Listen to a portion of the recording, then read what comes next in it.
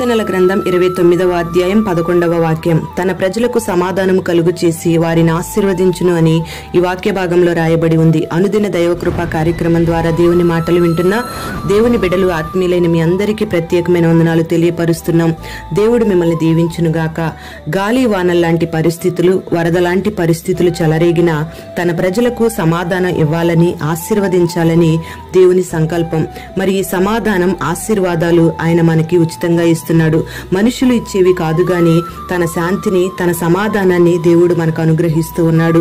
ఆయన సమాధానానికి కర్తైన దేవుడు. మరి ఈ లోకంలో ఎన్ని బాధలు కలిగినా ధైర్యంగా ఉండాలి. నేను ఈ లోకాన్ని జయించాను అని ప్రభు సెలవిస్తూ ఉన్నాడు. మరి జయశీలుడైన ప్రభు మనతో ఉండాలి అంటే ఆయనకు ఇష్టమైన పరిశుద్ధమైన జీవితాన్ని, ప్రార్థనా జీవితాన్ని కలిగి ఆయన ప్రజలంగా మనం జీవిస్తే ఆయనలో ఉన్న సమాధానాన్ని, ఆశీర్వాదాలను దేవుడు నిశ్చయముగా అనుగ్రహిస్తాడు.